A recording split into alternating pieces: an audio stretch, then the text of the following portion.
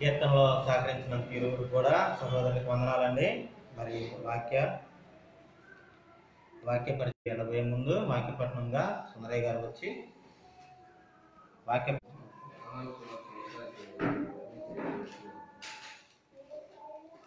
యోహాను సువార్త 1 నుంచి అందరికీ వందనాలు. వాక్యపట్నం చదువుకుందాం. యోహాను సువార్త 5 ఆదియందు వాక్యము ఉండెను, వాక్యము దేవుని యొద్ద ఉండెను, వాక్యము దేవుడై ఉండెను, సమస్తము ఆయన మూలంగా కలిగెను, కలిగి ఉన్నది ఏది ఆయన లేకుండా కలగలేదు. ఆయనలో జీవం ఉండెను, ఆ జీవం మనుషులకు వెలుగై ఉండెను, ఆ వెలుగు చీకటిలో ప్రకాశించుతున్నది కానీ చీకటి దాన్ని గ్రహింపకుండెను. వాక్య నిత్యనివాసైన మా దేవ, ఈ ఘనమైన శ్రేష్టమైన నామమునకు ఎల్లైన స్తుతులు స్తోత్రాలు ఈ సన్నిధానమునకు మీ కుమారుల ద్వారా మేము మహిమపరచుకుంటూ కనపరచుకుంటాం. మమ్మల్ని నడిపించి తండ్రి పాటల అందులో మీరు మహిమ పొంది ఉన్నారని మేము నమ్ముచున్నాము తండ్రి. ఇదిగో చదవబడినటువంటి వాక్యం పఠాలను బట్టి మీ స్తుతులు చెల్లించుకుంటున్నాము తండ్రి. ఒక అధ్యాయము 1 వచనాలు మీ కుమారుని ఉన్నటువంటి గుణాతిశయములను వాక్య పరిచయం కొరకు ప్రారంభిస్తున్నాను తండ్రి. కుమారుడు తండ్రి రాసులు మీ ఆత్మతో వారిని బలపరిచి మాకు వివరించి ఒక వాక్యంలో ఒక గ్రంథంలో ప్రారంభిస్తున్నాను తండ్రి. ప్రార్థన ద్వారా మీకు మహిమలు మా జీవన కలుగువాలని సహాయం చేస్తున్నారు. యొక్క ఆరాధన క్రమంలో కుమారు ద్వారా జరిగించి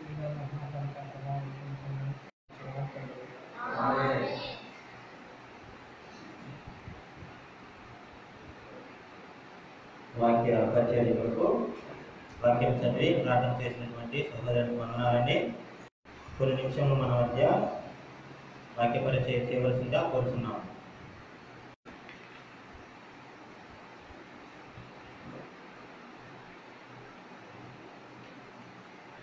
అందరికీ ప్రభువు నామమున వందనములు అంటారా లేదా చూద్దామని నేను అనుకుంటున్నాను. ఎందుకంటే చాలా మంది వందనములు చెప్పినప్పుడు వందనములు తిరిగి చెప్పాలి. దేవుని యొక్క సన్నిధిలో ఉన్నాం. మరి దేవుని ఆరాధించడానికి మనం సకాలంలో రావడానికి ప్రయత్నం చేయాలి. అది అసాధ్యమైంది కాదు, మనకు సాధ్యమైంది. అనుకూలంగా మనం నడవడం, మన జీవితాలు మార్చుకోవడం, మనం దేవుని ఎడల విధేయత చూపించడం, దేవుడు ఏ రీతిగా మనం ఉండాలని కోరుకుంటున్నాం కనబడటం, మనం కూడా దేవుడిని ఏ రీతిగా చూడాలో ఆ విధంగానే చూడటం మంచి అలవాటు. అంటే మనం ఏం చెప్తున్నాం, దేవుడు ఏ విధంగా మనలను ఉండాలని కోరుకుంటున్నాడో ఆ విధంగా ఆయన కనబడాలి. దేవుడు కోరుకున్నటువంటి విధంగా కాకుండా ఇష్టం కాదు. దేవుడు అనుకున్నాడు, ఆది నుండి కూడా ఏమనుకున్నాడంటే మనుషులతో నివాసం చేయాలి, మనుషులతో కలిసి ఉండాలి. అది ఆదాము హవ్వ నుండి కూడా దేవుడు కూడా మరలా జనరేషన్ వచ్చినప్పుడు మరలా దేవుడు ఆ వ్యక్తి ద్వారా ఆ రోజుల్లో జీవించినటువంటి వ్యక్తులు ఉండాలి, నివాసం చేయాలి అనేటువంటి దేవుని యొక్క ఆలోచన. దేవుడు అసలు మనుషులతో ఎలాగా నివాసం చేస్తా వచ్చాడు అనేటువంటి మనం చూస్తే బైబిల్లో చాలా స్పష్టంగా ఉంది. అసలు దేవుడు యెషయా గ్రంథంలో చదువుకుంటే ఏమన్నాడు, ఆమె కన్యక ఒక కుమారుడు కలను, ఆయనకు ఇమ్మానుయేలు అని పేరు పెడతారు, మనకు తోడు అని అర్థం. అంటే దేవుడు తోడు లేకుండా, దేవుడితో సహవాసం లేకుండా మనం ఏ విషయంలో కూడా జీవించలేం. దేవునితోనూ యేసుక్రీస్తుతోనూ పరిశుద్ధాత్మ చేసినటువంటి విధానాన్ని మనం గ్రంథంలో స్పష్టంగా చదువుకుంటాం. కానీ దేవుని నివాసము విడిచిపెట్టినటువంటి జనము ఉన్నారు. దేవుడే కాదనుకున్నటువంటి ప్రజలు కూడా ఉన్నారని మనం స్పష్టంగా మనకు తెలుసు. ఏంటంటే సువార్త అని మనం పెట్టుకోవచ్చు. వాక్యము అని ఎక్కడైతే మనం బైబిల్లో చదువుతున్నామో మానవులు అంగీకరించవలసినటువంటిది అని మనం జ్ఞాపకం చేసుకోవాలి. దేవుడు మరి ఏం చేశాడు? 8వ వచనాన్ని నిర్గమాకాండము 25వ వచన భాగంలో 25వ అధ్యాయంలో 8వ వచన భాగాన్ని చదువు. వారిలో నివసించినట్లు వారు నాకు దేవుడు అనుకున్నాడు, ఇజ్రాయేల్ ప్రజల మధ్య నివసించాలి, వారి కుటుంబాలతోనూ వారితో కలిసి ఉండాలి అనుకున్నాడు. ఆదాము కలిసి ఉన్నాడు దేవుడు. ఏ విధంగా ఆయన నివాసం చేస్తాడు అనేటువంటిది మనం చూస్తే, ఆయన నివాసం చేసే వ్యక్తి దేవుడు మనుషులకు దూరంగా ఉండేవాడు కాదు, మనుషులకు దూరంగా ఉండే దేవుడు కాదు. అంటే మనుషులు ఎక్కడో సముద్రంలో ఉన్నాడు, పర్వతాల మీద ఉన్నాడు, అక్కడికి మానవుడు వెళ్ళాలి, యాత్రలు చేయాలి, ప్రయాసపడాలి, దేవుడు చూడాలి అనేటువంటి అనుకుంటారు. కానీ దేవుడు నీ మధ్యలోనే ఉంటాడు. మన మధ్య విశ్వాస సంబంధమైన వ్యక్తులు ఏడైతే ఉంటారో అక్కడ దేవుడు ఉంటాడు. దేవుడు లేని స్థలాలు కొన్ని ఉంటాయి. దేవుడు సర్వాంతర్యామి. అవునా? మన దేవుడు సర్వాంతర్యామి అంటే అన్ని చోట్ల ఉంటాడు, అందరితో ఉంటాడు, అందరిలో ఉంటాడు. కానీ పాపాత్ములు ఎక్కడుంటే దేవుడు యేసుక్రీస్తు ద్వారా సమాజంతో కలిసి సమాధానపరచాలి, ప్రజలతో ఉండాలి, నివాసం చేయాలి, ప్రజల పాపానికి పరిహారం. పరిశుద్ధుడు, పాపం లేనివాడు. అక్కడ దేవుడు సర్వాంతర్యామే కానీ నరకంలో ఉండే దేవుడు కాదు. నరకంలో ఉంటాడా దేవుడు? నరకంలో ఉండడు. మరి రక్షించడానికి ఏ విధమైనటువంటి సంకల్పం అనేది ఏర్పాటు చేసాడో మనం బైబిల్ గ్రంథం ద్వారా మాత్రమే తెలుసుకుంటాం. దేవుని వాక్యంలోకి భిన్నముగా మనం ప్రవర్తించలేం, నడవలేం, నడిస్తే అది కుదరదు. ఒక విషయం, వాక్యము మనుషులను వ్యక్తులను మార్చలేకపోతే ఏ శక్తి కూడా మనుషుల్ని సరిచేయాలని కొద్ది నిమిషాలు. ఒక శిల్పి కాదని మనం చూస్తాం. ఒక పనివాడు లేదా ఒక డాక్టర్ ఆపరేషన్ థియేటర్ని శుభ్రపరచాలి, నిర్మలంగా ఉంచాలి. ఒక సైనికుడు ఉన్నాడు. సైనికుడు దివారాత్రులు మన కోసం కాపలా కాసేటువంటి వాడు, ప్రయాసపడతాడు. ఆయన అనుక్షణాలు కూడా సైనికుడు కాపలా కాసేవాడుగా ఉంటాడు. సైనికుడు స్వార్థం లేనివాడుగా ఉంటాడు. సమాజం కోసం, దేశ భద్రత కోసం, ప్రజలు సురక్షితంగా ఉండటం కోసం ఆయన బార్డర్లో ఉండి, ఒక సేవకుడు కూడా ప్రజల దేవుని ఎత్తుకు ఎట్లాగా నడిపించాలి, ఏమేమి చూపించాలి, ఏమేమి బోధించాలి, ఏదైతే శాశ్వతమైనవో, ఏవైతే ఖ్యాతి కలిగినవో, ఏవైతే నమ్యమైనవో, ఏవైతే నేను శాశ్వతమో, ఏది శాశ్వతమో అని చెప్పి దేవుని దగ్గరకు నడిపించడానికి ఒక సేవకుడు ప్రయాసపడతాడు. శిల్పికారులను చూద్దాం. శిల్పికారుడు ఏం చేస్తాడు? ముళ్ళు తీసుకుని ఒక రాతి బండ దగ్గరికి వెళ్ళి ఆ రాతి బండను కొట్టి ముక్కలుగా పిచ్చులు అంటే రాళ్ళు కొట్టి దాంట్లో ఒక సుందరమైనటువంటి ఒక బొమ్మను, ఒక వ్యక్తిని చూడాలనుకునే ఆ శిల్పికారుడు కష్టపడతాడు. మనుషుల్ని ఏ విధంగా నిలబెట్టాలి, ఏ విధంగా పరలోకానికి తీసుకువెళ్ళాలి, ఏ విధంగా జీవించకుండా చేయాలి, వాటితో ఏ విధంగా కలిసి ఉండాలి, పాపాత్ముడితో కలిసి ఉండటానికి సహవాసం ఎవరితో చేయాలి, ఈ పాపాత్ముడికి విమోచన కలుగుతుంది అని మనం తెలుసుకుందాం. ఆ రోజుల్లో ఇజ్రాయేల్ ప్రజల్ని విడిపించడానికి ఏం చేశాడు? మోషేని నియమించాడు దేవుడు. మోషే విమోచకుడితో సమానం, విమోచకునితో కూడా సమానుడు. మోషే ఏం చేశాడు?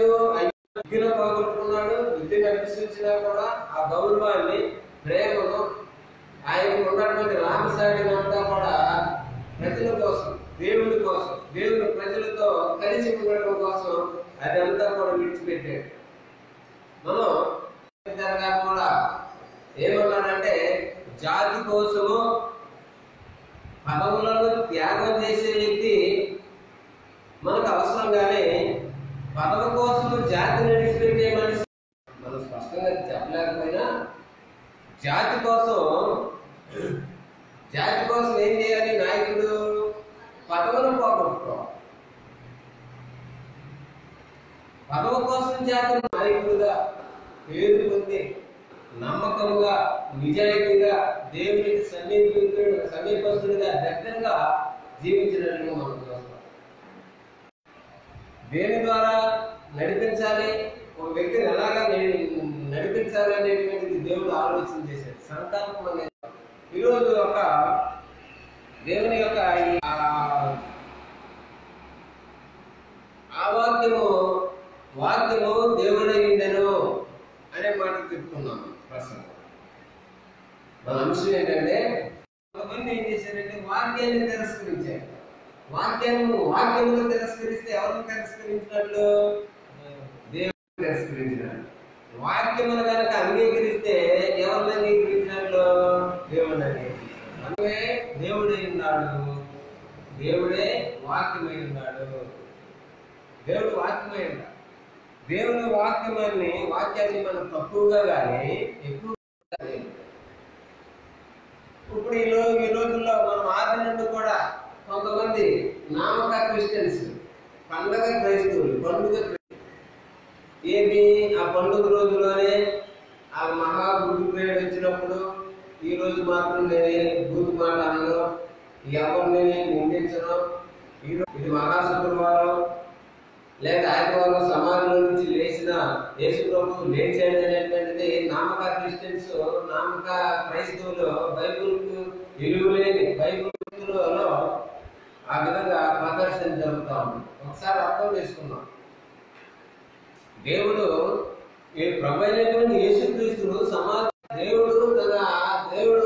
దేవుని యొక్క కుడిపార్శ్వంలో కూర్చుండ పెట్టుకుని ఆయన పరిపాలన చేస్తున్నాడని చాలా చోట్ల చదువుతాం. మృతుల్లో నుండి లేచుట ద్వారా ఆయన తన తండ్రి యొక్క కుడిపార్శ్వంలో కూర్చుని ఆయన రాజ్య పరిపాలన చేస్తా ఉన్నాడు అని. ఆ రాజ్య పరిపాలన చేసే వ్యక్తిని లోకంలో నామక క్రిస్టియన్స్ ఏం చేసుకోవడం అని బైబిల్లో ఉంది. కానీ సంవత్సరానికి ఒకసారి ఏం చేస్తున్నారు వీళ్ళు? యేసు ప్రభు రోగిని ఏ విధంగా సిలువేశారో వాళ్ళు ఒక్కసారి మాత్రమే వేశారు. వీళ్ళేం చేస్తారు తెలుసా? సిలువు పేరుతో, యేసు ప్రభు సమాధి పేరుతో దేవుణ్ణి నిందించే కార్యక్రమాలు. సమాధి పేరు అది ప్రపంచం అంతా వింటారు. మనకు సరైన పొజిషన్ లేకపోయినా మనం ప్రపంచ సువార్తికులుగా యేసు ప్రభు దేవుడు తండ్రి దేవుడు ఉచితంగా సేవ చేస్తారు. ఇది జీతం కాదు, ఇది జీవితం. దీనికి రిటైర్మెంట్ ఉండదు. ఒక ఆఫీసర్ అయితే రిటైర్మెంట్ ఉంటుంది, ఒక స్కూల్ టీచర్ అయితే రాష్ట్రపతి కూడా ఉంటుంది. కానీ సువార్తికుడు లేదు, ఉచితంగా తెలిపేటువంటిది ఇది సువార్త. సరే, వీళ్ళు నింద ఏ విధంగా చేస్తారు అంటే, యేసు ప్రభు వారు ఎప్పుడో 2000 సంవత్సరాల క్రితం చనిపోయినటువంటి వ్యక్తి తిరిగి లేచాడు. 3వ దినాన ఆదివారం పెద్దల లేచి తెల్లవారుజామున యేసు ప్రభు వారు లేచినట్లుగా బైబిల్ చెప్పింది. సమాధి వింటారు అందరూ. యేసు ప్రభు సమాధి పేరు ద్వారా యేసు ప్రభు పేరు, కానీ యేసు ప్రభు తిరిగి లేచు నిత్య జీవంలో ప్రవేశించడం తెలుసు. పరలోకంలోని క్రైస్తవులు తన రాజ్యాన్ని పరిపాలన చేస్తున్నాడని తెలుసు. కానీ అసలు కథ ఏంటి? సమాధుల్లో ఉన్నటువంటి అయ్యా యేసు ప్రభు పేరా, బంధుమిత్రులు, తల్లిదండ్రులు, పితరుల పేరుతో వెళ్తున్నారా? యేసు ప్రభు పేరు మీద యేసు ప్రభు సమాధి కాడికి వెళ్ళారు ఎవరో? మరియా మార్తలో వాళ్ళు పెద్ద రాతిని తొలగించడానికి మన శక్తి కాదు, మనం అలాగా ఇదని ప్రయత్నాలు చేసి వెళ్ళారు. కానీ యేసు ప్రభు తిరిగి లేచాడు, ఆయన సమాధి ఖాళీగా ఉంది అని చెప్పినప్పుడు యేసు ప్రభు పేరుతో యేసు ప్రభుని నిందించడానికి చేసే కార్యక్రమం ఇది. ఎదగాల్సినటువంటి అవసరం లేదు. ఇప్పుడు మనం మాట్లాడుతున్నాం ప్రపంచంలో అసలు 7 మాటలు తెలియకుండానే 7 మాటల యొక్క ఉద్దేశం ఏంటో తెలియకుండా చేస్తారు. రేపు తినాలంటారు, పండుగలు చేస్తా ఉంటారు, 40 దినాలు ఉపవాసం ఉండి ఏదో గారడీ చేసి దేవుడి పేరుకైతే చేసినట్టుగా సంబరాలు చేసుకుంటా ఉంటారు. అసలు క్రైస్తవులకు పండగ లేదని వైపు చెప్తాం. యేసు ప్రభువు కోసం సమాధిలో ఆ రోజు ఎదిగాను, మళ్ళీ తెల్లారు వెళ్ళారా? మర్యాదకు వెళ్ళారంటారా? సమాధిలోకి వెళ్ళారా? తిరిగి ప్రభు సమాధి పూజ చేయకూడదు. అది దగ్గర ఏది సాటి లేదు. దేవునికి క్రీస్తు ప్రభు వారికి మాన్యమనివో అక్కడ అంటాడు, మీరు మనోనేత్రాలు తెరవబడాలి. యేసు ప్రభువులు అసలు ఏముందనేది మనం చూడాలి. అయితే ఒకసారి ఇక్కడ మనం చదువుకుందాం. నిర్మాణంలో ప్రభు దేవుడు నేను నివాసం ఉండాలి అని కోరుకున్నాడు. గుడారంలో ఉండాలి అని దేవుడు కోరుకున్నాడు. దేవుడు కోరుకున్నటువంటి దానిని అసలు దేవుడు ఏ విధంగా ఉంటాడు? ఒకసారి ఇక్కడ ఆదికాండంలో ఇక్కడ యోహాను సువార్తలో 1వ అధ్యాయాన్ని మనం చదువుకున్న వాక్య పఠనంగా ఏమని చదువుకున్నాం? ఆది వాక్యం ఉండేను చేస్తున్నాడు యేసు ప్రభు. యేసు ప్రభువులో ఏముందో యేసు ప్రభువులో ఎలా వాక్యం ఉండేను, వాక్యము దేవుని యొక్క ఉండెను, వాక్యము దేవుని యొక్క ఉండెను, సమస్తము ఆయన మూలముగా కలిగెను, కలిగి ఉన్నదేది ఆయన లేకుండా కలగలేదు. ఆయనలో జీవం ఉండెను, ఆ జీవం మనుషులకు ఆ వెలుగు చీకటిలో ప్రకాశించుతున్నది కానీ చీకటి దానిని గ్రహించుండెను. ఇక్కడ మనం 17-18 వచనాలు చదువుకోవచ్చు. ఇక్కడ మొట్టమొదటి వచనం, ఆయన తన స్వకీయుల యొద్దకు వచ్చెను, ఆయన స్వకీయులు ఆయనను అంగీకరించలేదు. ఆయన చేశాడు. దేవుడు ఎక్కడైనా మనుషుల మధ్యలో నివాసం చేయడానికి, పాపాత్మ మన మధ్యలో నివాసం చేయడానికి దేవుడు ఇష్టపడి మన మధ్యకు రావటం జరిగింది. లోకంలో ఒక దేవుడిగా దేవుడు కుమారుడుగా ఈ లోకంలోనికి దేవుడు జన్మించి ఈ లోకంలో మనుషుల మధ్యలో నివసించాడు. చూడండి, కానీ లేక ఒక రాష్ట్రపతి కానీ ప్రధానమంత్రి కానీ మన పేద సాధ మన పుట్టి మంచాల్లో పండుకుని పూడి గుడిసెలో ఉండడానికి ఇష్టపడతాడా? దేవుడు మోషే ఏ విధంగా ఐగుప్తు జనాన్ని నష్టంగా ఎంచుకున్నాడు, ఆ పేరుని ఏ విధంగా నష్టంగా ఎంచుకున్నాడు, యేసు ప్రభు వారు కూడా తన నివాసాన్ని తండ్రి కుడిపార్శ్వాన్ని విడిచిపెట్టి భూలోకమైనటువంటి మానవుల మధ్య సంచరించి నివాసం చేసేది ఎంతకాలం? 3.5 సంవత్సరాలు. యేసు ప్రభు వారు మన మధ్యలో నివసించినట్లుగా, లోకం మధ్యలో నివసించినట్లుగా మనం దేవుడు వాక్యం చలవిస్తా ఉంది. అయితే ఆయన ఆ వెలుగు చీకటిలో ప్రకాశించుతున్నది కానీ చీకటి దానిని గ్రహింప. ఇశ్రాయేలు ప్రజలను ప్రేమించి వారిని విడిపించుకురావడానికి విమోచకుడుగా వారి మధ్యకి వెళ్ళాడు. ఎవరు చెప్తున్నారు ఈ సంగతి గ్రంథంలో? ఆయన్ని విడిపించడానికి దేవుడు మోషే అయినటువంటి నన్ను దేవుడు నియమించుకున్నాడన్న సంగతి మోషే గ్రహించాడు. కానీ ప్రజలు మంచి నాయకుడిని ఇచ్చాడన్నటువంటి జ్ఞానం ఇశ్రాయేలు ప్రజలకు లేదు. అలాగే యేసు ప్రభు వారి భూలోకంలో నివసించింది ఎందుకు? 3.5 సంవత్సరాలు జీవించి 33.5 సంవత్సరాలు జీవించి చేసి ఎన్నో కార్యాలు అద్భుతాలు చూసి క్రియలు. ఆ రోజుల్లో మోషే ఏ విధంగా చూసి క్రియలు చేశారో, అద్భుతాలు చేశారో, మహాత్మ ఇశ్రాయేలు మధ్యలో ఈ కార్యక్రమాలు చేసినట్టుగా మనం చూస్తాం. మరి లోకంలో ఈ ఒకటి ఆలోచిద్దాం. అనేక శరీరము మట్టిలో కలిసిపోయింది. ఆదాముకే చెప్పాడు ఆ సంగతి, నీవు తిరిగి రావాలి. నీవు ప్రసంగి గ్రంథంలో 12వ అధ్యాయం 7వ వచనం అంటాడు, మొన్నైనది మునుపటి వల్లే భూమికి చేరుడు, ఆత్మదానం చేసిన దేవుని యొక్క మళ్ళా దేవుడు కోరుకున్నది ఏంటంటే మనుషుడు కొంతకాలం లోకంలో జీవిస్తాడు. సమాధిలో ఉంటాడనుకుంటున్నాను నేను. సమాధిలో ఏమీ లేదు. సమాధి పూజ చేయకూడదు, మనం వెళ్ళకూడదు. క్రైస్తవులు వెళ్ళరు, ప్రభువుని నమ్మకం. ఎందుకంటే యేసుక్రీస్తు కంటే ఈ లోకంలో ఏది సాటి కాదు, ఏది సాటి లేదు, సాటి రాదు. యేసు ప్రభు వారి ముందు ఏది కూడా నిలవటానికి.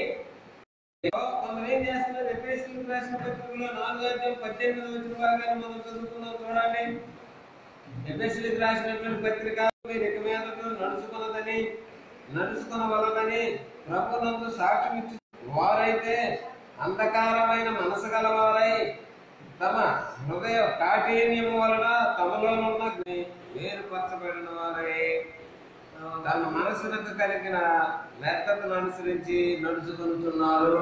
చూడండి, చీకటిలోకి వాళ్ళు ఏం చేశారు?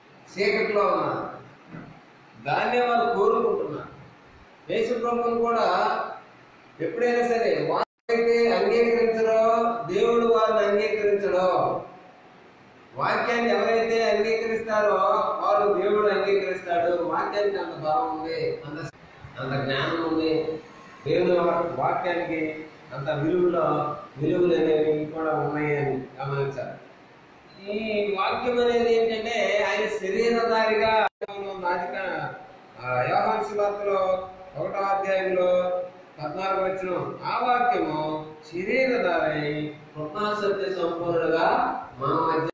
యోహాను చూడండి, యేసు ప్రభు వారి యొక్క ఇలువలు, యేసుక్రీస్తు వారు ఎక్కడ ఉన్నారు, ఎవరితో ఉన్నారు, ఎప్పటి వాడు, ఆయన ఉనికి ఏంటి, యేసు ప్రభు వారు అంటే సృష్టిలో ఆయన పాత్ర ఏంటి, సహవాసం ఏమిటి, యోహాను ఆ విధంగా తేటగా తెలియపరుస్తా ఉన్నాడు. యోహాను చూపించేదాన్ని. అందుకని ఇక్కడ అన్నాడు, ఆ వాక్యము శరీరధారి.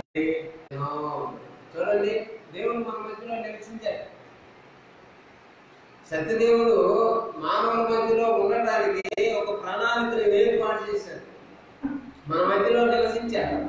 ఇప్పుడు మనతో ఏ విధంగా ఉన్నాడు, ఆదామహులతో ఏ విధంగా ఉన్నాడు, సొలొమోను గుడారంలో ఏ విధంగా ఉన్నాడు, సంఘము ద్వారా ఏ విధంగా ఉంటున్నాడు అనేది ఎందుకంటే ఆయన శరీరధారి అంటే అర్థం ఏంటి? ఆయన ఆకలి ఉంది,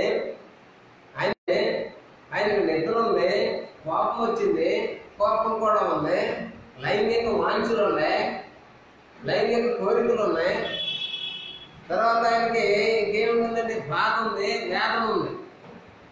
సహజంగా మనకి ఏ మానవుడుగా చూడండి, మానవుడు ప్రేమించడానికి అర్థం ఏంటంటే 100% కిందకు దిగి. చూడండి, ఆయన ఏం చేశాడంటాడా, నిమ్రోదు దేవుడు మనము దిగిపోయి అన్నాడు. అంటే దేవుడు తగ్గించుకునే స్వభావం కలిగిన వాడు. మన మధ్యలోనికి రావటం అనేది దేవుడు తగ్గించుకున్నాడు, శరీరధారిగా వచ్చాడు. అన్ని కోపం, నిద్ర, ఆకలి అన్నీ ఉన్నాయి, బాధలు కూడా ఉన్నాయి. మనకు బాధలు లేని బాధలు కలిగిన వాడు అయింది, బాధల్లో ఉన్నటువంటి వారిని రక్షించడానికి దేవుడు వచ్చాడు. యేసు ప్రభువు వారి లోకానికి శరీరధారి అంటే దేహంలో ఎలాంటి లక్షణాలు ఉన్నాయో ఆయన కూడా 100% మానవుడుగా, 50% కాదండి, 100% సంపూర్ణ మానవుడిగా జీవించాడు. సంపూర్ణ దేవుడిగా ఒక వ్యక్తిని మనం జ్ఞాపకం చేసుకోవాలి. సమూయేలు ఎవరమ్మా? హన్నా, ఎలకానా హన్నాకు జన్మించినటువంటి వాడు. మరి ఆయన దేవుని భయభక్తులో గర్భంలో నుండి, తల్లి గర్భంలో నుండి దేవుడి ప్రేమ ద్వారా ఈ లోకం తప్పు లేకుండా జీవించిన వ్యక్తి 16 సంవత్సరాలు వచ్చేదాన్ని మానవుడు ఏదో తప్పు చేయడానికి కోరుకుంటాడు. ఆయన 16 సంవత్సరాలు యవన కాలంలో కూడా ఏ తప్పు లేకుండా జీవించాడు. చనిపోయేంత తెలియదు, తల్లిదండ్రులు పడ్డాడు, దేవుడిని ప్రేమిస్తున్నాడు, దేవుని కార్యక్రమాలను ప్రేమిస్తున్నాడు. చిన్నతనంలో నుండి ఏది నేర్చుకోవాలని నేర్చుకున్నాడు. మనం కూడా అనుకుంటాం పిల్లల్ని దేవుని మార్గం ఒకటే ఒక మార్గం ఉంది, దాని ద్వారా మన పిల్లల్ని అభివృద్ధిలోకి తీసుకురావాలి. నేను ఎప్పుడైతే సత్యం వెలుగుబంట్లు కూడా పిల్లలను బాగా ప్రేమగా చూస్తాయి, జంతువులు కూడా ప్రేమిస్తాయి, కోడి కూడా తన పిల్లలను ప్రేమిస్తూ ఉంటుంది. వెలుగుబంట్లు కనుక పిల్లలను పోగొట్టుకుంటే దాన్ని అదుపు చేయడం చాలా కష్టం. 17వ అధ్యాయంలో 12వ వచనంలో అన్నాడు సామెతల గ్రంథంలో, పిల్లలు వచ్చు కానీ మూర్ఖపు వాడితో, మూర్ఖపు స్వభావం కలిగినటువంటి వ్యక్తిని అదుపు చేయడం కష్టం, వానితో ఎదుర్కొనకూడదు. బైబిల్ కూడా అలాగే. బైబిల్ దేవుని వాక్యములకు లోబడిన వారిని మాత్రమే దేవుడు, విధేయత చూపించిన వారిని మాత్రమే రక్షించినట్లుగా బైబిల్లో ఉంది. చాలా చోట్ల రాయబడి ఆయన శరీరం ఒకటి ఏర్పాటు చేసి ఈ లోకంలోనికి వచ్చి జీవించాడు. ఆయన అన్ని బాధలు ఉన్నా కూడా మన మధ్యలో నిర్గమకాండంలో 40వ అధ్యాయాన్ని మనం చూస్తే 31 నుంచి మనం చదువుకోవచ్చు కూడా. ఇప్పుడు ఆ 31 నుంచి 34, 35 వచ్చిన చదువుకుంటే ప్రత్యక్షపు గుడారమును కమ్మగా యెహోవా తేజస్సు మందిరమును నింపాను. చూడండి ఎక్కడున్నాడంట? గుడారం అంటే అది టెంట్ లాగా ఉంటుంది. ఒక గుడారం, ఆ మేఘము ఎంతకాలం అయితే నిర్ణయించి ఆ మేఘం అంతవరకే అన్ని రోజులే ఉండేది. ప్రజలు అక్కడ ఉండకూడదు అనుకుంటే మేఘం వెళ్ళిపోయేది, మేఘంతో పాటు వీళ్ళు కూడా వెళ్ళేవారు. పక్కన వెళ్ళదగ్గ తగలకుండా రాత్రి వెళ్ళి మేఘస్నానంగా అంటే సలహాలను ఇచ్చేవాడు, నివాసం చేసేది. 31వ వచనం చదువుకుంటే కూడా మోషే గుడారంలోకి వెళ్ళి, గుడారం అంటే అక్కడ ఆవరణం, పరిశుద్ధ స్థలం, అతి పరిశుద్ధ స్థలం. ఆవరణంలో జంతు బలులు అర్పించేవారు. జంతు బలులు అర్పించి చేతులు కడుక్కునేవాడు. శుభ్రంగా కడుక్కుంటే గాని మోషే కూడా పరిశుద్ధ స్థలంలోకి వెళ్ళాలంటే మోషే కూడా మాట్లాడాడు. మోషేతో మాట్లాడాడు స్వయంగా. కానీ మోషే కాళ్ళు కడుక్కోకుండా వెళ్తాడా? వెళ్ళొచ్చా? మోషేతో స్వయంగా దేవుడు ముఖాముఖిగా మాట్లాడినా కూడా కాళ్ళు చేతులు శుభ్రంగా కడుక్కుంటేనే మనం వెళ్ళాలి. లేకపోతే ఏమవుతుంది?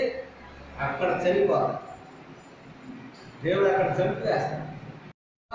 యాజకులుగా ఉన్నప్పుడు వాళ్ళు సారాయి తాగి కానీ దేవుడు ఆజ్ఞాపించుకొని వేరొక అగ్నితో కానీ వేరొక అగ్నితో వెళ్ళే లేవే కాను 10వ అధ్యాయం 1-2 వచ్చిన మీరు గుడారంలోనికి సేవ చేసే కార్యక్రమానికి వెళ్ళేటప్పుడు మీరు సారాయి తాగకూడదు.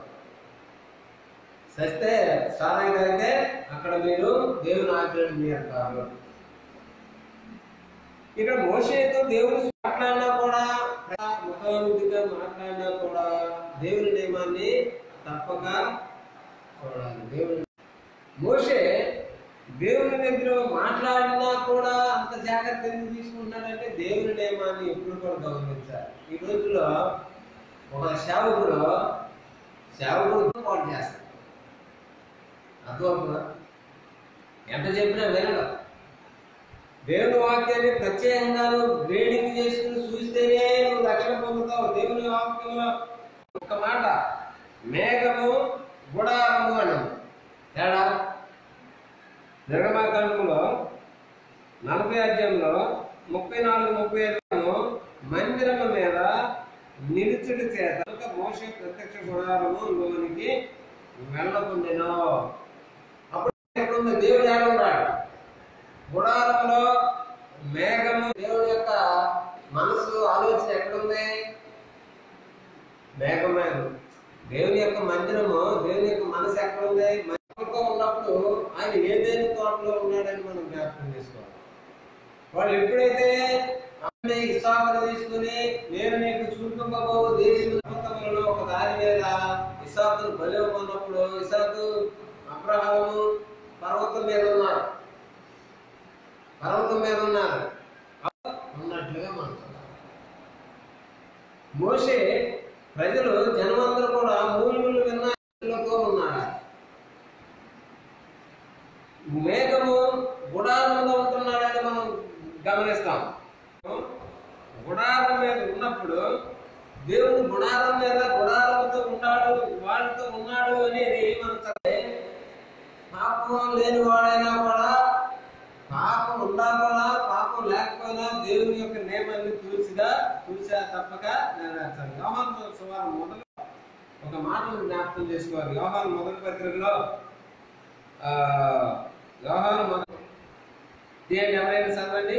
యోహాను మొదటి పత్రిక 1వ అధ్యాయము 8 నుంచి 10 వచనాలు ఇక్కడ తేటగా రాశాడు. యోహాను సువార్త మనము పాపం లేని వారమని చెప్పుకొని మనలను మనమే మోసపుచ్చుకున్నాము మరియు మనలో సత్యం ఉండదు. పాపములను మనం ఒప్పుకునే ఆయనను క్షమించి సమస్త దుర్నీతి నుండి మనను పవిత్రులుగా చేయను. మనము పాపములు చేయలేదని చెప్పుకొని ఆయనను అబద్ధీకులుగా చేయవారు మరియు ఆయన వాక్యము మనలో ఉండదు. వాక్యం ఉన్నదంటే అర్థం దేవుడు ఉండడు. నాలో పాపం లేదు అనుకోవా, మనల్ని ఒప్పుకునేటువంటి పద్ధతి ఇచ్చేది. యేసుక్రీస్తు దేవుని కుమారుడని ఒప్పుకోవాలా, మన పాపములను మనం ఒప్పుకోవాలి. పాపములను ఎప్పుడైనా పాపం చేస్తాం, మాట వలన, క్రియ వలన, మాటల వలన, ఆలోచన వలన, తలంపుల వలన ద్వారా కావచ్చు, దేవుని ఎదుటి కావచ్చు, ఏ విధంగా చేతనైనా కూడా తప్పు చేస్తాం, పాపం చేస్తాం. కానీ ఒకనొక దినాన పశ్చాత్తాపం అనేది కూడా మనం ఒప్పుకోవాలి. 2 వారాలు ఆరాధనకు రాలేదనుకో అది పాపంతో సమానమే. 2 ఆదివారాలు మనం ఆరాధనకు రాకపోతే రక్షణ పొందిన క్రమంగా దేవుని మందిరానికి రాకపోతే పాపంతో సమానం. యేసు ప్రభువును పాదాలతో నలిపినంత కంటే ఎక్కువ పాపం ఘోరం.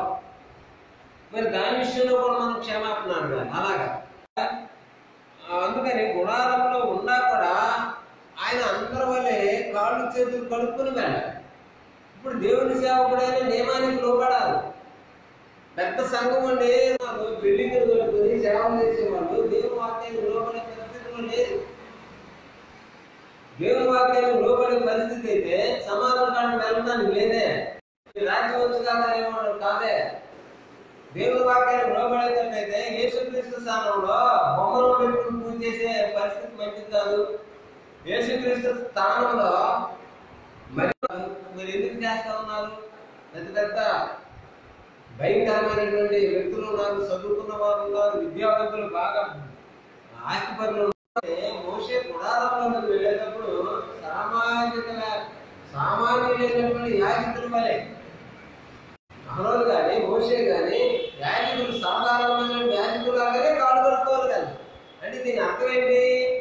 పెద్దవాడైనా చిన్నవాడైనా వాక్యానికి విధేయత చూపించి దేవుడిని గౌరవించాలి, ప్రేమించాలి, ఆరాధించాలి. చాలా విషయాల్లో మనుషులు తప్పిపోయాడు.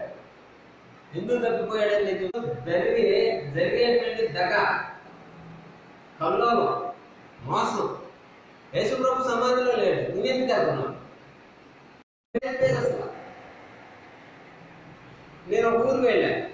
ఈ మధ్య ఒక ఊరు వెళితే ఆ సమాధంతో ఇదే పరలోకం అని రాశాడు. అసలు అంటే బ్రతికుంటేనేమో అదే పాతాళం అనుకుంటున్నాం, అదే పరలోకం అనుకుంటున్నారు.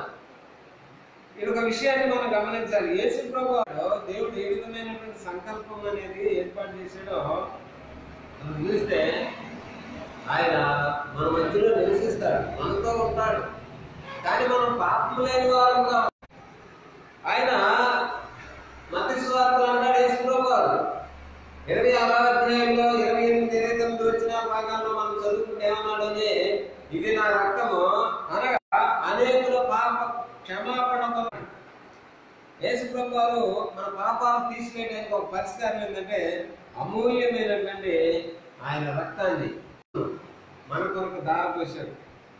2వ పత్రిక 5వ అధ్యాయంలో 21 వచ్చిన భాగంలో ఏముంది? అక్కడ 2వ పత్రికలో 5వ అధ్యాయం 21 వచ్చిన ఏముందమ్మా? ఏముందో చూద్దామా? ఎవరో నిద్రపోతున్నారా? ఎందుకనగా మనమాయనందు దేవుని నీతి యొక్కనట్లు పాపమెరుగని ఆయనను. యేసు ప్రభువులో పాపం లేదు, ఆయనలో పాపం ఉందని నిరూపించేవాడు ఎవరు లేడు. ఆయన మీద కొన్ని పత్రికలు నడిచాయి. 2 సార్లు వివాహమైందని చెప్పేవాళ్ళు ఉన్నారు. ఒక న్యూస్ వార్త, పేపర్ వార్త జరిపించారు యేసు ప్రభు మీద. 1900 సంవత్సరంలోనే ఒక పత్రిక, వార్తా పత్రిక, న్యూస్ పేపర్ ఒక పత్రికను నడిపించారు యేసు ప్రభువులో ఉన్న తప్పులు ఎత్తాలని. యేసు ప్రభు మీద బుద్ధ చల్లాలని ఏ విధంగా ఆది నుండి కూడా ఇప్పుడు దాకా ఎలా జరుగుతుందో, ఎక్కువగా ఈ బైబిల్ తెలిసిన వారు, బైబిల్లో ప్రార్థన చేసేవాళ్ళే ఎక్కువగా హింసగా ఆయన సంగములుగా. ఇక్కడ అందుకని మనం చూస్తాం, విలువైన మాటలు కొన్ని చూస్తాం. ఆయన రక్తం సిందించింది ఏంటి? ఇది నా రక్తము అనగా అనేకుల నిబంధన రక్తము అని ఆయన అన్నాడు. 29వ వచనంలో, నా తండ్రి రాజ్యములో మీతో కూడా నేను ఈ ద్రాక్ష రసము మీతో చేస్తున్నాను అన్నాడు. నా తండ్రి రాజ్యం ఏంటి, అర్థం ఏంటి? ఆ రోజుల్లో సమూయేలు కాదే, సమూయేలుతో దేవుడు చెప్పాడు ఏమని, ఈ ప్రజలు నిన్ను అర్థమేంటి? రాజుగా దేవుడు ఇశ్రాయేలు ప్రజలకు దేవుడే రాజుగా ఉన్నాడు. కానీ వాళ్ళు ఏం కోరుకున్నారు? ప్రజలతో కూడా తక్కువగా తప్పు వాళ్ళు చేసిన తప్పును బట్టి, దేవుని సేవకులు కుమారులు చేసిన తప్పును బట్టి అసహించుకున్నారు. దేవుని సేవకుల్ని, దేవుని మందిరాన్ని, దేవుణ్ణి కూడా విసర్జించేది కావాలి. ఎందుకని?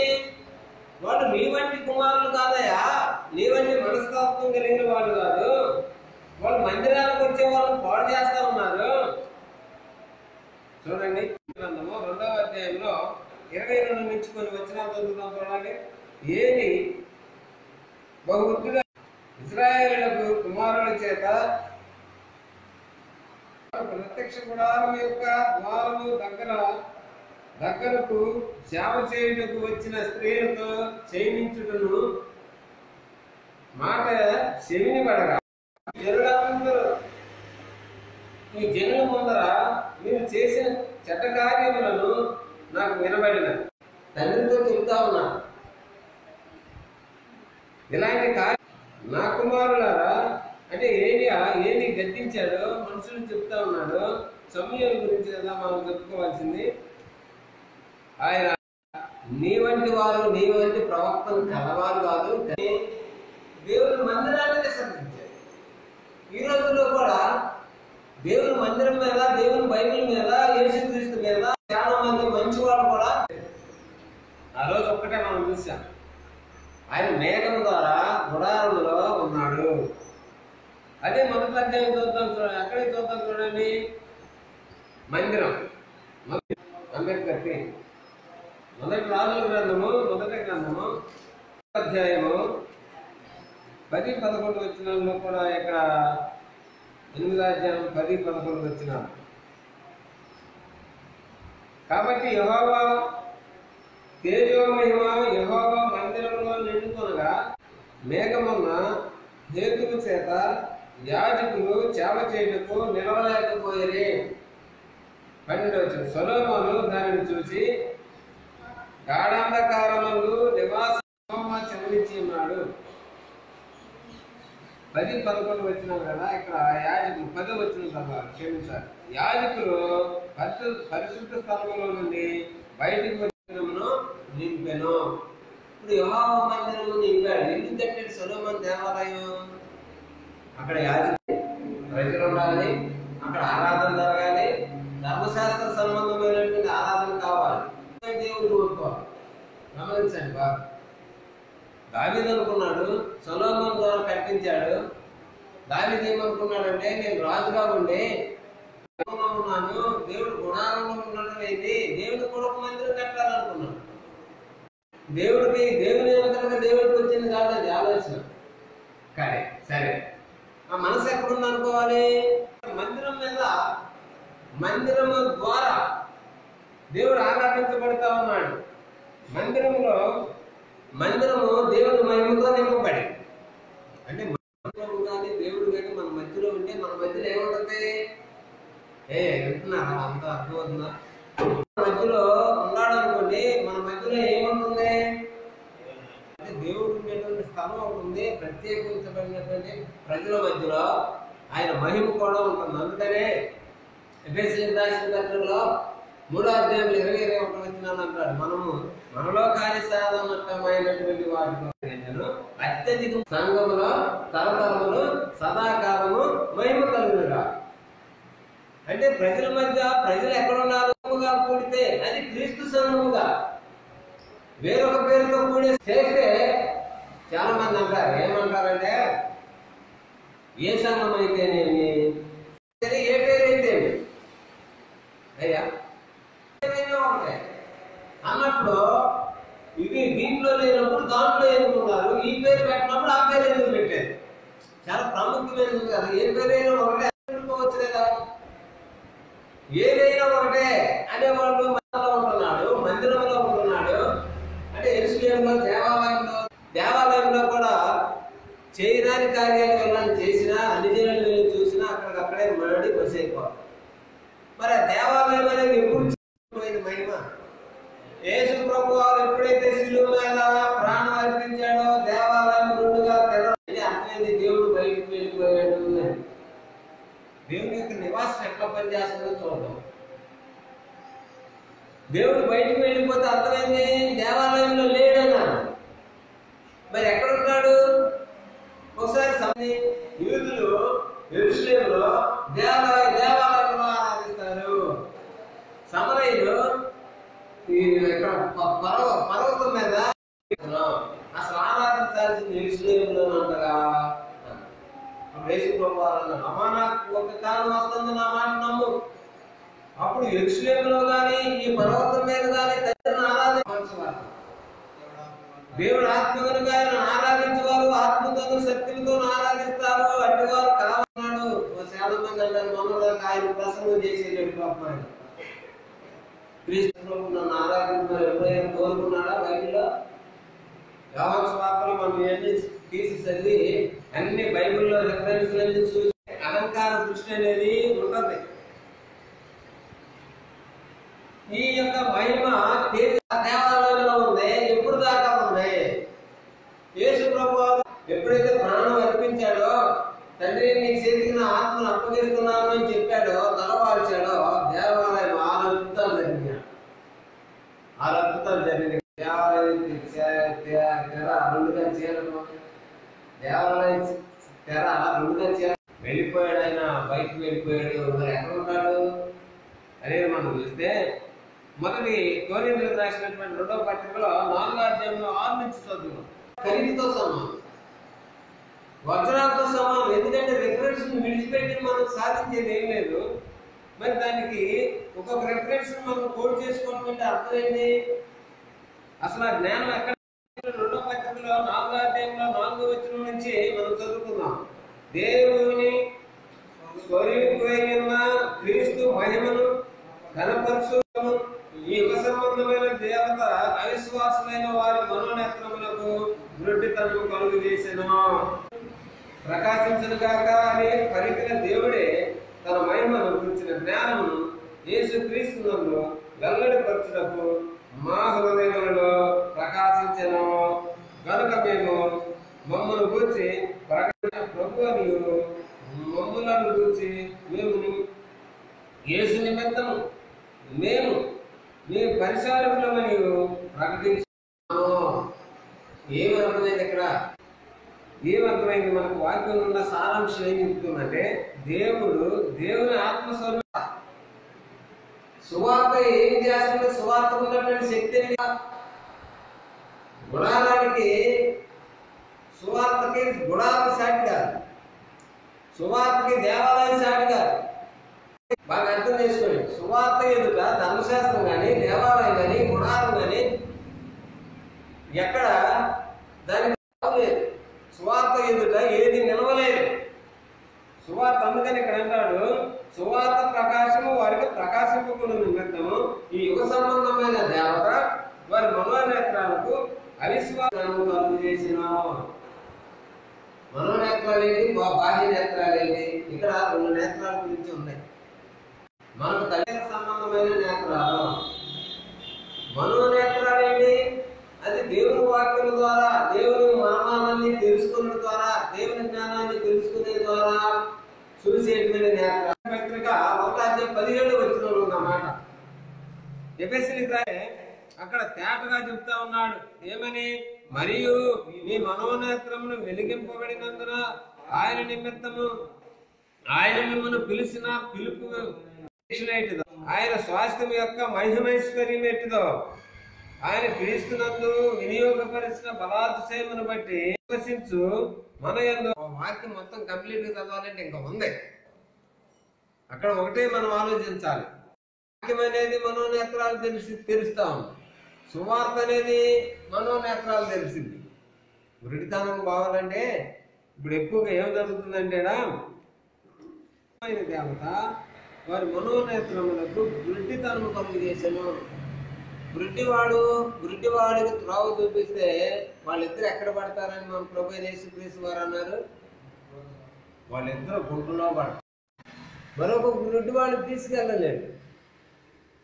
ఒక గుడ్డివాడుని మంచివాడు తీసుకెళ్తాడు, కానీ గుడ్డివాడు తీసుకెళ్తారా? ఒకవేళ చేతులు ఉండాలి, సంపూర్ణమైనది కాదని ప్రత్యక్షంగా చూసే వాక్యాన్ని ఎప్పుడైతే దూరంగా ఉంటున్నారో వాటిని గుడ్డితనంగా చూస్తున్నారు. గబ్బిలాల్లో కూడా 1000 రకాల గబ్బిలాలు ఉన్నాయంట. వాటిలో కొన్నిటికి ప్రాథమిక చూపు లేదు. ఖాళీ సమాధులను ఎతకటం, యేసు ప్రభు పుట్టాడని ఖాళీ తొట్టులు ఎతకటం, యేసు ప్రభు తిరిగి లేచాడని చెప్పి వీళ్ళ తాతల ముత్తాతల దగ్గరికి వెళ్ళి సమాధి క్యాండిల్స్ వెలిగించడం, ఇది ఎవరు కూడా ఒకటి అర్థం చేసుకుంటే, ఒకసారి చిన్న కథ. భార్యాభర్తలు హనీమూన్ లాగా యెరూషలేము వెళ్ళాలనుకున్నారంట. పుణ్యక్షేత్రాలుగా రోజుగా యేసు ప్రభు తిరిగి లేచి సమాధిలో నుంచి లేచినటువంటి ప్రదేశం కాబట్టి ఆ పట్టణం ఈ బెతస్తా అనేటువంటి కోనేరు దగ్గర మీద లేచారు. ఆ పుణ్యక్షేత్రం అనేది, ఆ ప్రదేశం అనేది అంతా కూడా తిరిగి ఒకసారి చూసొద్దాము అని వెళ్ళారు. యాత్రలు కూడా చెప్తున్నారు కదా, 40,000 రూపాయలు ప్రభుత్వం ఇస్తుంది ఇప్పుడు క్రైస్తవులు వెళ్ళాలనుకుంటే. అలాగా యాత్రలకు వెళ్తా ఉంటే భార్యాభర్తలు, అత్త కూడా నేను వస్తానన్నా. ఏమన్నా అమ్మ ఆయాసంగా ఏమన్నా? పాపం వాక్యం లేని కాడ సొల్లు గార్చుకుంటా నిద్రపోతున్నారు. వాక్యం ఉండా కాడ అట్లా ఉండేట. మీ ఇద్దరే వెళితే అట్ట నేను కూడా వస్తానని అత్త పోరు పెట్టినారు. మీ అమ్మ మాత్రం రావడానికి లేదు. మీ అమ్మ రావడానికి వీలేదు అని అంటే ఎట్లా పట్ట పోరు చేసి నేను కూడా వస్తానని ఆయన పోరు చేస్తే ఎలాగో తీసుకెళ్తే అక్కడ చనిపోయింది. శవాన్ని అక్కడ దానం చేయనిస్తారా? సమాధి చేయనిస్తారా? చేయలేరు. అక్కడ తీసుకెళ్తారు, లేదా కొనుక్కోవాలి. సమాధం దొడ్లో వేయనీరు. మీ అమ్మనే ఖచ్చితంగా ఈ బాడీ వాళ్ళకి తీసుకెళ్ళాలి. ఇండియా దేశం, భారతదేశం ఖచ్చితంగా తీసుకెళ్ళాలంటున్నాను. వినండి, వద్దు అంత ఖర్చు ఎందుకు, ఇక్కడే పారేద్దాం. భార్య మాత్రం ఒప్పుకోవట్లా. ఎందుకు ఒప్పుకోవట్లా? యేసు ప్రభు గారు తిరిగి లేచాడు, చనిపోయిన లాజరు సమాధిలో నుంచి లేచాడు. పాడి మీద ఒకడు యవనస్తుడు, అక్కడేదో ఎవరమ్మా పాడి మీద చనిపోయిన వ్యక్తి ఎవరో, ఊర్లు ఉన్నాయి, పేర్లు ఉన్నాయి. పేర్లను బట్టి కూడా వ్యక్తులు ఉన్నారు ఆడ. ఈ పాడి మీద 4 రోజుల నాడు చనిపోయిన వాడు కూడా తిరిగి లేచి నడిచాడు. ఖచ్చితంగా కాబట్టి భారతదేశమే తీసుకెళ్ళాలి, ఎంత ఖర్చు అయిన ఆస్తులు పోయినా సరే అంటుందంట కోడలు. ఏందమ్మా ఏందంత పొట్టు పెట్టావంటే, ఇదంతా పుణ్యక్షేత్రం కాబట్టి వీళ్ళందరూ లేచారు కాబట్టి మరలా నాకు శోధన తప్పదు, పోరు తప్పదు, అత్త పోరు తప్పదు. ప్రతి శత్రువు ఇక్కడ కనుక మీ అమ్మని పాతేస్తే తిరిగి లేచింది అనుకో కరంజాలక, అప్పుడు ఈ పోరు తప్పదు. అత్త అంటే అలాగే యేసుప్రభు లేచాడని చెప్పి యెరూషలేములోనే ఇప్పుడేమి లేదు. యేసుప్రభు కాలంలో, ముందు కాలంలో బెతస్తా కోనేరు అంటే కనికరము కలిగినటువంటి ఇల్లు అని అర్థం. ఎందుకు కనికరం? ఇప్పుడు అనాథాశ్రయాలను కలిగిన వీళ్ళు గుడ్డోళ్ళు, నెత్తోళ్ళు, మోగోళ్ళు, చెంటోళ్ళు, గుడ్డోళ్ళు అందరం తీసుకెళ్ళి అక్కడ కూర్చోబెడతారు. ఎందుకని? ఒక్కొక్క నియమం ఉంది ఆడ. ఏంటి ఆ నియమం అంటే, దేవదూత వచ్చి దాంట్లో దూకాలి, అందరు దూకటానికి లేదు. ఏ వ్యక్తి దూకితే ముందంటే అదేనంటారు నియమం. అలాంటి వ్యక్తి, అసలు నడవలేని వ్యక్తిని రక్షించాడు యేసు ప్రభు. అయ్యా ఇది జరుగుతూ ఉంది సరికి ఎవరైనా ఒకరి ముందు దూకుతున్నారు నేలలో, వాళ్ళు స్వస్థత పొందుతున్నారు. ఎన్ని సంవత్సరాల నుంచి? 38 సంవత్సరాలు. మణిమ గారు 38 కూర్చున్నాడు ఆడ. ఓరితో కూర్చుని 38 సంవత్సరాల దాకా కూడా ఆయనకి మోక్షం రాల. నీటిలో దూకలేకపోయాడు. ఆ శబ్దం విన్నప్పుడు వెంటనే దూకాలి. అప్పుడు యేసు ప్రభు వారు దర్శించారు. ఏంటి కథ అన్నాడు. నేను వెళ్ళేసరికి ఎవరైనా వేరొకరు మరలా నాకంటే ముందుగా నీటిలో అలాంటి వ్యక్తులు కూడా రక్షిస్తాడు. పూర్తిగా పాపాత్మను దేవుడు రక్షిస్తాడు. పూర్తిగా పాపంలో ఉన్న వ్యక్తిని దేవుడు రక్షిస్తాడు, కానీ ఆయన వాక్యములకు మాత్రం విధేయత చూపించాలి. సంబంధమైన దేవత సువార్త అనే మర్మాన్ని వారికి ప్రకాశింపకున్నట్లు. ప్రకాశం అంటే అర్థం ఏంటి? వెలుగు. ఆ వెలుగు ఎక్కడుంది? గుడారం మీద వెలుగు చూసాం, మేఘం. మందిరం మీద వెలుగు చూసాం, మేఘం. ఇప్పుడు ఈ సువార్తలో ఉంది వెలుగు. సువార్త దగ్గర సువార్త ఎదురా దేనికి సాటి రాదు.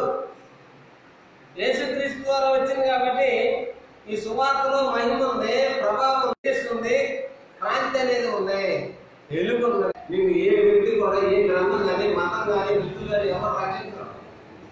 కాబట్టి సువార్తలో అంత గొప్పతనం ఉంది. ఇంకా మనం చదువుకుంటూ పోతే సువార్తకు 3వ అధ్యాయాన్ని 16-17 వచనాలు చదువుకోండి. హెబ్రీయులకు రాసినటువంటి 16-17 వచనాలు చదువుకుందాం. ఎవరి మీద 40 ఏళ్ళు ఆయన కోపగించను, అందరూ రాలిపోయారు.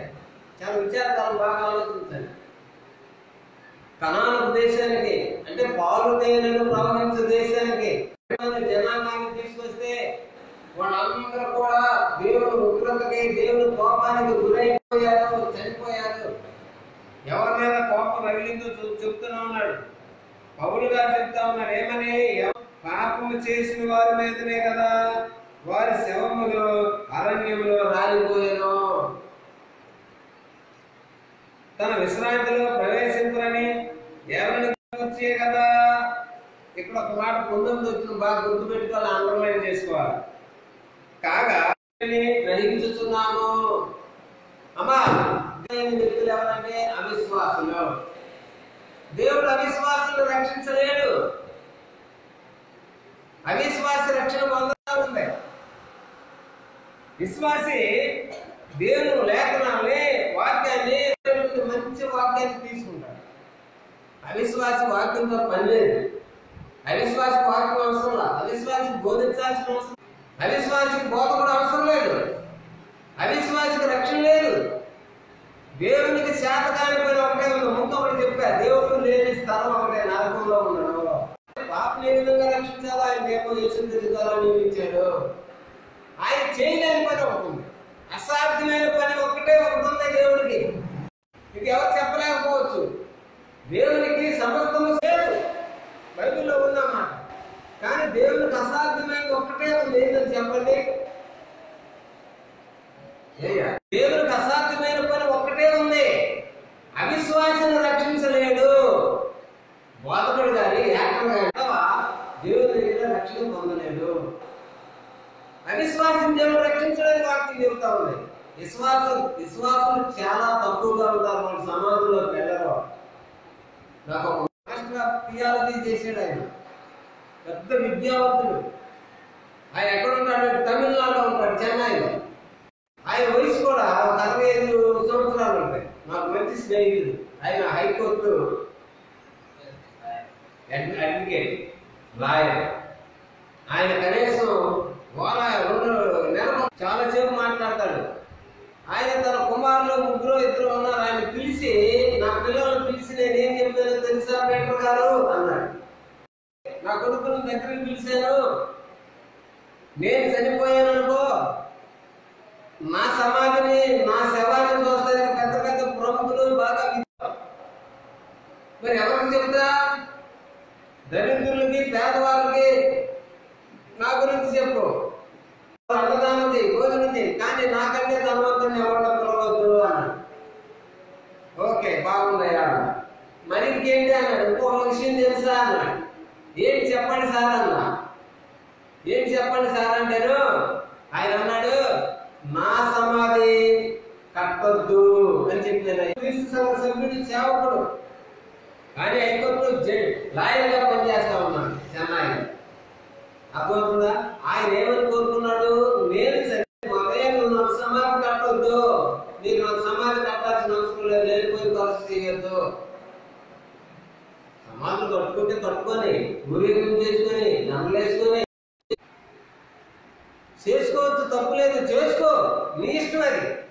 కానీ దేవుడు అలాంటి వాటికి నిన్ను అప్పగిస్తే అలాగే చేస్తావు. నా తండ్రి మీద నాకు ప్రేమ లేదా, నా తల్లి మీద నాకు ప్రేమ లేదా, లేదా లాయర్ గారి మీద వాళ్ళ పిల్లలకు ప్రేమ లేదా, ఒకవేళ నేను చనిపోతే మీరు అలాగే పిచ్చి పనులు చేస్తారేమో, నాకు వచ్చే ఆస్తులు ఏమంటే పేద ప్రజలకు పంచిపెట్టమని చెప్పాడు ఆయన. హ్యాపీ ఏమన్నా సంతోషమా కాదా? సంతోషమేనా? ఈ రోజు ఉంది. మోసే సమాధి కట్టారా? మోసే సమాధి తెలిస్తే ప్రజలు ఏం చేసేవాళ్ళు?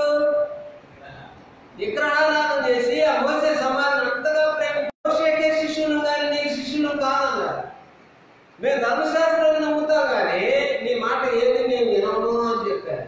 వినవాడు ప్రజల్లో నుంచి సర్వనాశనము, ప్రజల్లో నుంచి కొట్టివేయబడతానని లేఖ బాగుతున్నాడండి. ఎవరి మీద 40 ఏళ్ళు ఆయన కోపగించను? పాపం చేసిన వారి మీదనే కదా. వారి శవమును అరణ్యంలో రాలిపోయాను, తన విశ్రాంతిలో ప్రవేశింప అవిధేయులైన వారిని గురించి కదా. కాగా అవిశ్వాసం చేత వారు ప్రవేశింపలేకపోయింది. ఇప్పుడు అదే విశ్రాంతి ఎక్కడుంది?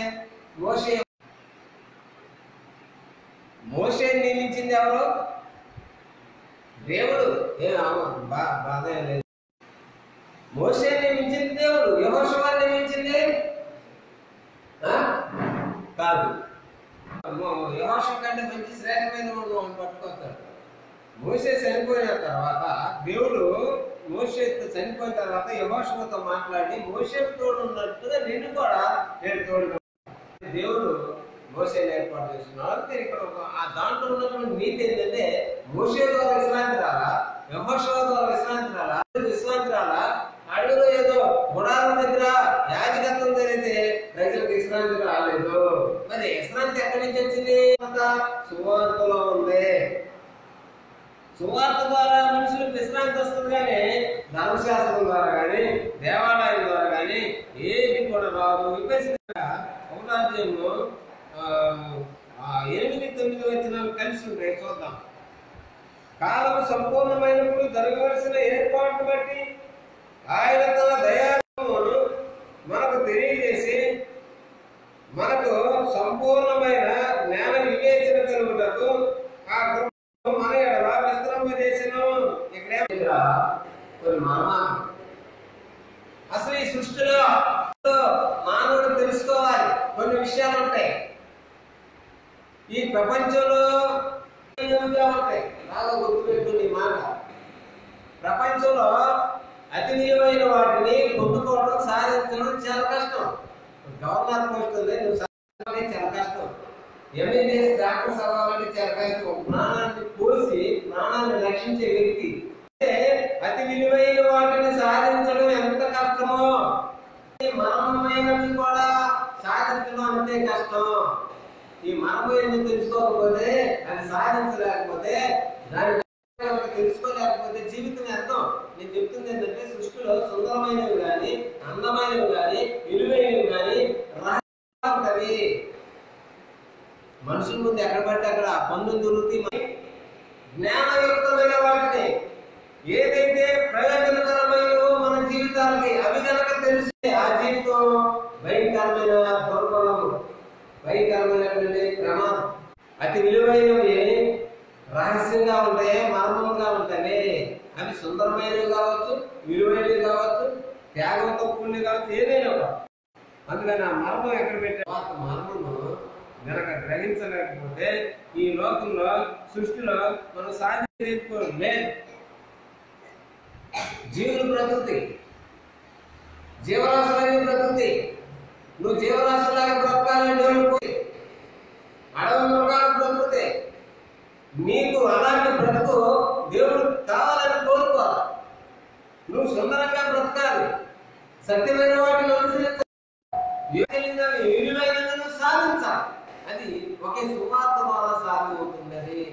అందుకనే సువార్త చాలా విలువైంది. 13 వచనాల్లో మీరును సత్యవాక్యమును అనగా మీ రక్షణ సువార్తను అనగా మీ సత్య వాక్యమును అనగా మీ రక్షణ, ఒకటే మాట, మీ రక్షణను విని మీ రక్షణ సువార్తను ఆత్మచేత ముద్రింపబడితే. నాకు కలగలేదు ప్రాబ్లం అది. మీరు చదవలో నాకు కలగలేదు. ఇక్కడ మీకు క్లియర్గా తప్పు లేకుండా చదవాలి. అంటే ఇప్పుడు ఆలోచించేదేమి? అతి విలువైన వాటిని సువార్త మర్మంలో పెట్టాడు దేవుడు. సువార్త పైకి కాకులు ఎక్కి కింద సందా గుడ్డు పెట్టి అక్కడ మగిలి పొద్దులు పెట్టి బైబిల్ చెప్పే ఒకడు బైబిల్ చెప్పాలి, కానీ బైబిల్కి భిన్నంగా నువ్వేది సాధించలేవు కదా. 13, 13, 14 వచనాల్లో మనం చదువుతాం. మనం జీవితంలో తెలుసుకోవాల్సినవి ఉన్నాయి. మొదటి కోరిక 16వ అధ్యాయం, మొదటి కోరికలకు రాసిన పత్రిక 16వ అధ్యాయం 13, 14 వచనాలు కూడా చదువుకున్నాం. ఇదిగా ఉండండి అన్నాడు. మెలుపుగా అంటే అర్థమైంది, మెలుపుగా ఉండడే. విశ్వాసం నిలకడగా ఉండాలి. గట్టిగా ఏది పట్టుకోవాలి? లోకం ఏం చేస్తుందంటే, నీ విశ్వాసం నీదిరావా, నా విశ్వాసం నాది, నీ సంఘం నీది, నా సంఘం నాది, నా బాగుపడు వేరు, నీ బాగుపడు వేరు. విశ్వాసం వల్ల నిలకడగా ఉండాలంటే విశ్వాసం బైబిల్ చెప్తూ పోతే ఒక్కటే విశ్వాసం. విశ్వాసం వల్ల నిలకడైంది. పౌరుషం అంటే దాని మరో పేరేంటి? రోషం. ఉండాలి. సింహం గడ్డి తింటుందా? ఆకలైనా కూడా సింహం గడ్డి తినదు. దేవుని సేవకుడు కూడా అంతే. అనిపిస్తాడు, అవమానాన్ని తట్టుకుంటాడు, కీర్తిని కోరుకోడు. కట్టుబట్టలతో వచ్చారు ఆనంది. ఆయన రాజకుమారుడుగా పెరిగేయడానికి. మీకు ఒకటే మాట, మా ఆదివారం గమనించారు, ఎవరు రాలా? మీరు రాలేదుగా. ఎన్ని మైళ్ళు దూరం ఉందని చెప్పాను. నైల్ నది ఎంత దూరం? ఎన్ని వేల మైళ్ళు. ఒక్క విలువైన ప్రసంగం లేకపోతే క్రైస్తవులు చచ్చిపోయినాక ప్రభునందు నిద్రించను అని రాపించుకోవడం కాదు. ప్రభునందు నిద్రించేది ఎవరు? తాగుబోతులు చచ్చిపోయినా ప్రభునందు నిద్రించాడు. అసలు బోధించాడు ఎక్కడి నుంచి వచ్చింది? ప్రభునందు నిద్రించడం అంటే అదే. సాగుల్లో ఎన్ని రకాలు ఉన్నాయి? విశ్వాసంలో నిలకడగా ఉన్నది, పౌరుషం గలవారైంది, బలవంతులైనది. మీరు చేయు కార్యములన్నీ ప్రేమతో చేయండి. బలంగా ఉండాలా, పౌరుషంగా ఉండాలా. కథంతో యేసు ప్రభువులో విశ్వాసం ఉంది, నిలకడగా ఉన్నది. విశ్వాసం సమాధుల్లోకి లేటైన విశ్వాసం ఎక్కడిది? తల్లిదండ్రులు అక్కడ ఉన్నారని చూసుకోండి. అక్కడ ఏం లేదు. మా నాన్న లేదు, మా నాన్న చూడాలి, పిల్లలు చూడాలి. నా కూతురు చనిపోయింది, నేను విన్నాను. నేను వాళ్ళ రాళ్ళు కూడా ఎందుకంటే పెట్టాలా, ఏది పట్టుకోవాలనేది మనం చూస్తున్నాం. కొంచెం టైం ఎక్కువైనా కూడా మనం అందుకని సువార్తలో ఉన్నటువంటి చేసుకుంటున్నాం. ఎఫెసీయులకు రాసిన పత్రికలో 6వ అధ్యాయంలో 4 నుంచి, ఎఫెసీయులకు రాసిన పత్రిక 3 చదువుకుందాం. 3 నుంచి కూడా చదువుకోవచ్చు. మనం ఒక్క వాక్యం చదువుకుని మనం ముగించుకున్నాం.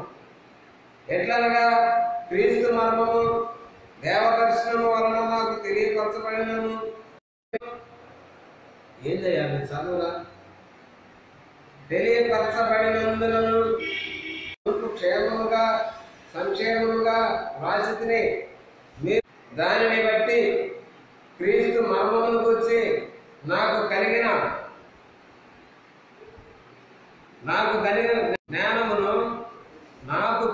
జ్ఞానము గ్రహించుకోములుగా దేనిని పరిశుద్ధులకు అపోస్తులకు ప్రవక్తలకు బయలుపరచబడినట్లుగా. అంటే పూర్వకాలంలో సువార్త మర్మాన్ని చెప్పలా. ఎందుకని? అది సంపూర్ణం కాదు. ఎందుకు సంపూర్ణం కాదు? మోసే జీవించినంత కాలం సంపూర్ణమైనది కాదు. ప్రవక్తలు జీవించిన కాలం సంపూర్ణమైన కాదు. ఎందుకని? వాళ్ళు యేసు ప్రభువు రావాలా, అన్నిటికీ కుదురుబాటు కాలం రావాలా, ఆయన మానవుడికి పాపక్షమాపణ, నిత్యజీవం, పరిశుద్ధపరచబడి వాళ్ళ స్వాస్థ్యం రావాలా, పరలోకం చేయాలి. అది అందుకని ఆ రోజుల్లో ఆ మర్మాన్ని బోధించలేదయా. కానీ ఆ మర్మంతా నీ దగ్గర పట్టుబలైంది. లేదనగా అన్ని జనులకు సువార్త వలన క్రీస్తు యేసునందు యూదులతో పాటు సహజ సమాన వారసులను ఒక్క శరీరమందు వలె సాటి అవయవముల వలె వాగ్దానములో పాలువారై ఉన్నారు. ఇక్కడ అన్నాడు 8-9 వచనాలు కూడా అన్నాడు, పరిచారకుడై నైతిని దేవుడు మన ప్రభు అయిన క్రీస్తు యేసునందు చేసిన నిత్య సంకల్పం చొప్పున పరలోకంలో ప్రధానులకు అధికారైన జ్ఞానము ఇప్పుడు తెలియబడవలనని ఉద్దేశించి చెప్పసౌక్యము కానీ క్రీస్తు ఐశ్వర్యము అన్ని జనుల్లో ప్రకటించడం సమస్తమును సృజించిన దేవుని నుండి మరుగై ఉన్న ఆ మర్మమును గురించి ఏర్పాటు ఏంటిదో అందరికి తేటపరచబడవలనని పరిశుద్ధులందరూ అత్యంతుడైన నాకు నేను చెప్పాలి. నాకు కళ్ళలో తెచ్చుకోలేకపోతున్నాను. ఉంటే మీకు అవసరం నేను చదవగలను బాగా. అయితే ప్రియులారా అర్థం చేసుకుందాం. సువార్త మర్మము ప్రవక్తల కాలంలో కానీ సమూయేలు కాలంలో కానీ అనాది కాలంలో నుండి నీకు ఏమి చెప్పలేదు, తెలియదా? కానీ ఇప్పుడు వచ్చినటువంటి సువార్తను కాలం అనుకుంటే దాని యొక్క ప్రతిఫలం ప్రతిదండన చూపించారో వాళ్ళకి భయంకరమైనటువంటి శిక్షలోకి వెళ్తారు అనేటువంటి అక్కడ తేటగా తెలియబడతా ఉన్నాయి. 6:19 కూడా ఎఫెసీయులకు రాసిన పత్రికలో 6:19 ఒకరిలో కూడా కీర్తనతోను ఎఫెసీ పత్రిక 6:19 కదా, మరియు నేను తెలియజేయటకు నేను మాటలాడు నోరు తెలిసినప్పుడు అన్నాడు. మన అంశం ఏంటంటే మేఘాల్లో గుడారం మీద మేఘంలో ఉన్నప్పుడు దేవుడు ఆడు ఉన్నాడు, దేవాలయంలో ఉన్నాడు. ఆ రెండు లేవు. ఇప్పుడు ధర్మశాస్త్రం లేదు. ఏదైతే బలహీనంగా ధర్మశాస్త్రం ఉన్నదో అది కనబడకుండా పోయింది. ఎందుకు పోయింది? రెండోది నిలబడాలంటే పాతది ఉండకూడదు. ఇప్పుడు మనకి ఏదన్నా పరిజ్ఞానం వస్తుంది, ఏం చేస్తాం?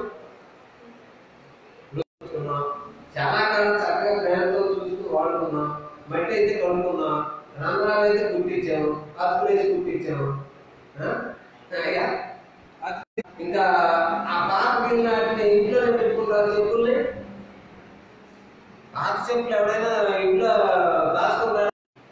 అందుకని దాన్ని ఏమన్నాడంటే సువార్త ఎదుట ప్రకృతి కూడా పాతగా ఉంది. మాట్లాడుకోలేదు ఎందుకు నీకు?